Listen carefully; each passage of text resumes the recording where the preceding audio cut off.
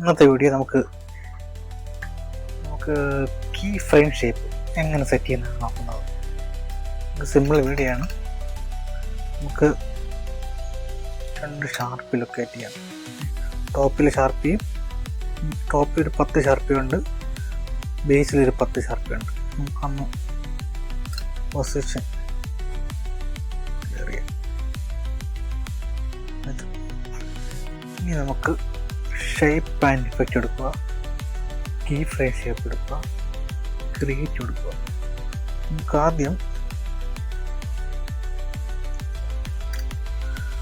നമുക്കൊരു പൊസിഷൻ, നമുക്ക് ഈ ഒരു പൊസിഷൻ ആഡ് ചെയ്യാം. നെക്സ്റ്റ് പൊസിഷൻ ബേസ് കുറച്ച്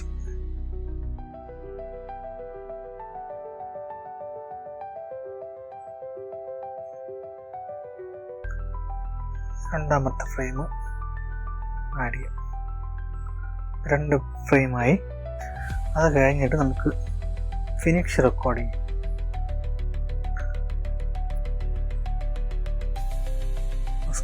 ഓക്കെ, ഇതാണ് നമ്മൾ 2 ഫ്രെയിം താഴോട്ട് മുന്നോട്ടായി. നമുക്ക് അതിൻ്റെ സ്പീഡ് കൂട്ടാൻ വേണ്ടത് ഇവിടെ സ്പീഡ് 0 ആണ്. നമുക്കൊരു 30 വയ്ക്കും. നമുക്ക് കളർ കൊടുക്കാം. 2-3 മിനിറ്റ്. ഓക്കെ, ഇനി നമുക്ക് ഇതിൻ്റെ സ്പ്രെഡ് ചെയ്ത് നോക്കാം. സ്പ്രെഡ് ക്ലിക്ക് ചെയ്യുക. 3 ഫോക്കസ്.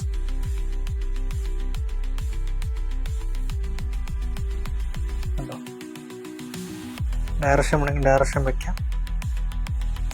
ഇനി ഇവിടെ ഈ ലെയറിൽ നമുക്ക് ഈ ഗ്രാഫ് ഉണ്ടോ, ഇവിടെ നമുക്ക് ക്രോസ് ഫെയ്ഡ്, താഴെയും ക്രോസ് ഫെയ്ഡ് അവിടെ മാറ്റി കൊടുക്കാം. താഴത്തെ കൊടുത്തൊക്കെ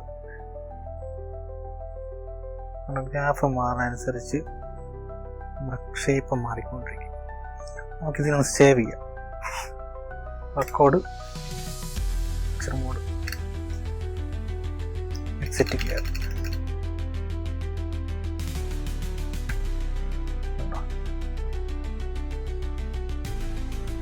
വേറൊന്നാണ്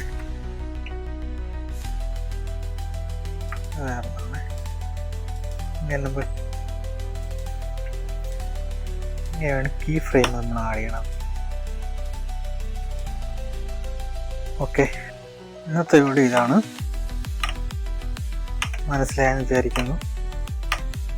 key frame shape. Okay, thanks for watching.